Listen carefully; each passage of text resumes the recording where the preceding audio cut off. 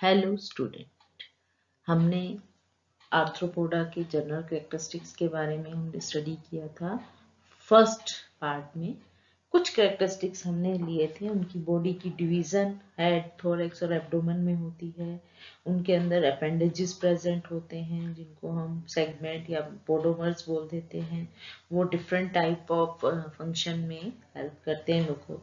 And exoskeleton के बारे में हमने देखा कि उनके अंदर सेक्युलराइट्स प्रेजेंट होते हैं। ठीक है, बॉडी वॉल के बारे में स्टडी किया था और बॉडी वॉल में हमने देखा था वहाँ पे क्यूटिकल की लेयर, एपिडर्मिस की लेयर और फिर बेसमेंट मेम्ब्रेन और वॉलेंट्री मसल की लेयर होती है। तो फर्स्ट एनिमल होते हैं जिनके अंदर वॉलेंट्री मसल प्रेजेंट होती हैं। आज हम उसके फर्दर जो कंटिन्यू कर रहे हैं, एंडोस्केलेटन। ये फर्स्ट एनिमल है आर्थ्रोपोड्स जहां पर एंडोस्केलेटन देखने को मिलता है। ये एंडोस्केलेटन कोई हार्ड नहीं है, ये एक सिंपल इन्वेजिनेशन हो जाती है, इनवर्ड फोल्ड हो जाते हैं एक्सोस्केलेटन के, जिसके कारण वो स्ट्रेंथ और रिजिडिटी को थोड़ा मोर ज्यादा स्ट्रेंथन और रिजिडिटी प्रोवाइड करते हैं। ये एक सरफेस एरिया भी प्रोवाइड करते हैं जो कि वॉलेंट्री मसल की अटैचमेंट में यूज होता है। एंडोस्केलेटन जो है दो तरह से हो सकता है। वहां पर इन्वेजिनेशन रिज लाइक हो सकती हैं जिसको एपोडिम्स बोलते हैं, और ये कहता है एक्सटर्नली आप देखेंगे तो ये आपको इस तरह की दिखाई देंगी।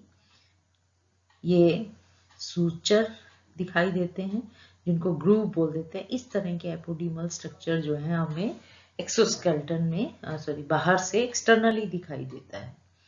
दूसरी होती है फिंगर लाइक इमेजिनेशन, ठीक है, जिनको एपोफाइस बोलते हैं। और ये कहता है यहाँ पर अगर हम बाहर से देखेंगे तो हमें ये पिट फॉर्म में दिखाई देंगी। ये आप देख रहे हैं रिज लाइक थे जो सूचर्स की फॉर्म में प्रेजेंट दिखाई देते हैं, और जो फिंगर लाइक इमेजिनेशन होती है वो एज ए पिट दिखाई देती है एक्सटर्नली। फ्री प्लेट्स प्रेजेंट होती हैं जो कि सेक्युलराइजेशन से बनती हैं कनेक्टिव टिश्यू के। वो कहता है टेंटोरम हो सकता है, टेंटोरियम होता है हेड रीजन में, जो कि एक फ्रेमवर्क होता है इंटरनल सपोर्ट का आर्थ्रोपोडा के हेड के अंदर। और ये इन ग्रोथ होती है एक्सोस्केलेटन की, एपोफाइसिस बोलते हैं क्योंकि यहाँ पर ये फिंगर लाइक प्रोजेक्शन रहती हैं। और ये रिजिड सपोर्ट प्रोवाइड करता है मसल्स को जो हेड में प्रेजेंट होती हैं। दूसरे एंडोस्टर्नाइड्स होते हैं जो कि कार्टिलिजिनस प्लेट्स होती हैं स्कॉर्पियन के अंदर और अदर आर्थ्रोपोडा के अंदर। और ये वेंट्रल प्लेट होती है जो कि थोरेसिक सेगमेंट के एक्सोस्केलेटन को क्लोज करती है। ये आप देखेंगे, ये स्टर्नाइट है। स्टर्नम जो है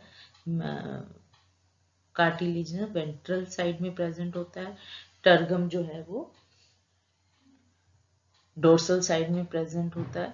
और कुछ जो प्लेट्स होती हैं वो डायफ्रागम का काम करती हैं। और ये काइटिन से बनी होती है, काइटिनस प्लेट होती हैं। तो कार्टिलेजिनस प्लेट जो है स्टर्नाइट बनाती हैं और वेंट्रल साइड में होती हैं, और जो डायफ्रागम है काइटिनस प्लेट होता है। और ये असिस्ट करता है हीमोलिम्फ की सर्कुलेशन में नर्व कोड के चारों तरफ। आप देखेंगे ये वेंट्रल डायफ्रागम है, ये डोर्सल डायफ्रागम है।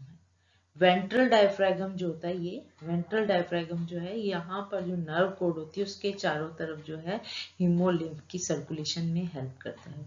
जो डोर्सल डायफ्रागम है वो कहते हैं कि हार्ट बीट को, क्योंकि आप देखेंगे यहाँ इलरी मसल्स हैं डायफ्रागम से हार्ट में, जो कि हार्ट बीट में माना जाता है कि वो हार्ट बीट में अपना रोल प्ले करते हैं। Body cavity true coelom present होते हैं, सिलोमेट्स बोलते हैं इनको। साइजोसिलोम ओरिजिन रहता है सिलोम का। जो ट्रू सिलोम है उसको हीमोसील के द्वारा रिप्लेस कर दिया जाता है और इसको हीमोसिलोमेट बोलते हैं, क्योंकि ये बॉडी कैविटी है आर्थ्रोपोडा में जहां पर ब्लड जो है वो रहता है। और ये ब्लड पिगमेंटलेस रहता है, कोई हीमोग्लोबिन नहीं होता, जिसके कारण ये कलरलेस होता है। इसको हीमोलिम्फ बोलते हैं। तो हीमोसील जो है वो ब्लास्टोसील है एक तरह से, और इसका साइज जो है वो रिड्यूस हो जाता है क्योंकि जेनाइटल ऑर्गन और एक्सक्रीटरी ऑर्गन जो है प्रेजेंट होते हैं जो कि काफी स्पेस को कवर कर लेते हैं। ये एक हाइड्रोस्टैटिक स्केलेटन की तरह काम करता है। डाइजेस्टिव सिस्टम जो है उसमें एलिमेंट्री कैनाल और डाइजेस्टिव ग्लैंड, अब आप यहाँ देखेंगे बहुत मॉडिफिकेशन हो गई है। कंप्लीट एलिमेंट्री कैनाल प्रेजेंट है जो कि एंटीरियर माउथ से शुरू होकर पोस्टीरियर एनस पर एंड होती है, और ये कंटिन्यूअस होती है, 1 सेल थिक एपिडर्मल लेयर से मिलकर बनी होती है। डाइजेस्टिव सिस्टम जो है अडल्ट कुछ इंसेक्ट के अंदर ये एब्सेंट होता है, जैसे मे फ्लाइज हैं, कुछ में ये ज्यादा ही मॉडिफाइड हो जाता है क्रस्टेशियन के अंदर जो कि पैरासिटिक होते हैं। इन क्रस्टेशिया के अंदर जो है मोस्ट इंपॉर्टेंट जो होती है डाइजेस्टिव ग्लैंड, हिपैटोपैंक्रियाटिक ग्लैंड प्रेजेंट होती है जिसमें 2 तरह के सेल होते हैं, हेपेटिक सेल, पैंक्रियाटिक सेल, और ये ग्लैंड जो है फिंगर लाइक ट्यूब्यूल्स से मिलकर बनी होती है। तो डाइजेस्टिव सिस्टम जो है वो आप देखेंगे अभी हम उसमें हमने देखा जो माउथ अपेंडेजेस होते हैं मॉडिफाइड हो जाते हैं, ठीक है। 3 फंडामेंटल रीजन होते हैं एलिमेंट्री कैनाल के। फोरगट है जो कि एक्टोडर्मस होती है, स्ट्रोमोडियम बोल देते हैं। मिडगट है जो कि एंडोडर्मल होती है, मिजेंट्रोन बोलते हैं, और जो हाइंडगट होती है वो एक्टोडर्मल होती है, उसको प्रोक्टोडियम बोलते हैं। तो आप देखेंगे ये preoral cavity, pharynx, oesophagus, crop, gastric caecum, digestion जो है वो मिडगट रीजन में हो रहा है। इलियम है, कोलोन है, रेक्टम है और एनस है। इनके अंदर ये मार्फेजियन ट्यूब्यूल है जो कि एक्सक्रीशन में हेल्प करती हैं। ये स्लाइवरी ग्लैंड प्रेजेंट होती हैं इनके अंदर, ठीक है। तो ये एक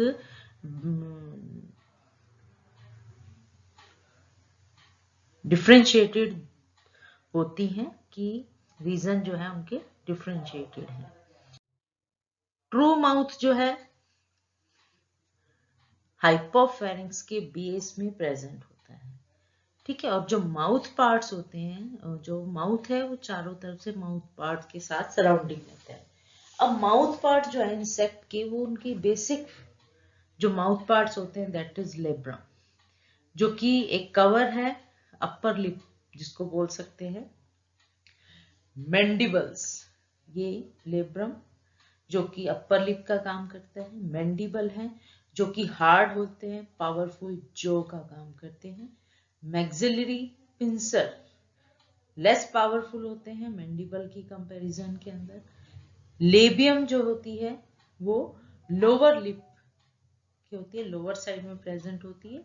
और जो टंग लाइक स्ट्रक्चर है फ्लोर ऑफ द माउथ में, जिसको हाइपोफेरिंक्स, यहाँ नहीं दिख रहा, यहाँ पर एक हाइपोफेरिंक्स जो है वो प्रेजेंट रहता है। ये बेसिक है कि उनके अंदर लेब्रम होगा, मैंडिबल्स होंगे, मैक्सिलरी होंगे, लेबियम होगा और हाइपोफेरिंक्स होगा।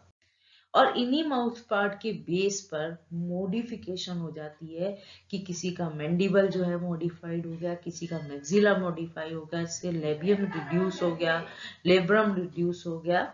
इस तरह से जो है वो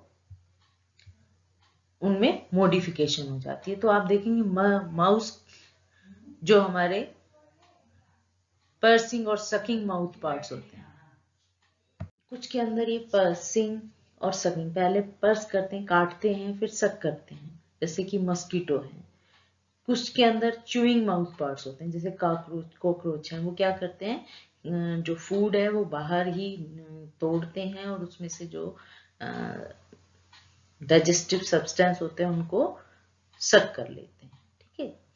और स्पंजिंग टाइप हाउस फ्लाई के अंदर आप देखते हैं, हाउस फ्लाई जो है कहीं भी फूड होता है उसको वो वहीं पर तोड़ते हैं और कुछ अपना जो सिक्रीशन निकालते हैं और उसको स्पंजिंग फॉर्म में सक कर लेते हैं। लैपिंग टाइप जो है हनी बी के अंदर lapping type of mouth parts देखने को मिलते हैं। साइफनिंग टाइप के हैं, जैसे बटरफ्लाई है, मोथ है, जिनको फ्लावर के अंदर से पोलन को सक करना होता है, तो उनके जो मेडिफिकेशन होती है कि वो सकिंग का काम करने के लिए उनके देखिए मैक्सिली और मैंडिबल जो है वो मॉडिफाई हो जाते हैं, ठीक है। और पर्सिंग में क्या होते हैं, वो काटने वाले हो जाते हैं। तो डिफरेंट मॉडिफिकेशन हो जाती हैं और different type of food habit के ऊपर डिपेंड करते हैं। आइथ्रोपोडा में क्योंकि different type of mouth appendages present हैं और ये डिफरेंट वे से फूड को अपने अंदर ले जाते हैं, तो ये फिल्टर फीडर हो सकते हैं, हर्बीवोर्स हो सकते हैं जैसे लोकस्ट है, कार्निवोर्स है, सेंटीपीड, मिलीपीड्स हैं, कुछ डेट्रीवोर्स होते हैं जैसे क्रेफिश है, कुछ पैरासिटिक होते हैं जैसे कि टिक है, फ्लिया है और लाइस है। रेस्पिरेशन आर्थ्रोपोडा के अंदर जो है, क्योंकि ओपन सर्कुलेटरी सिस्टम होता है,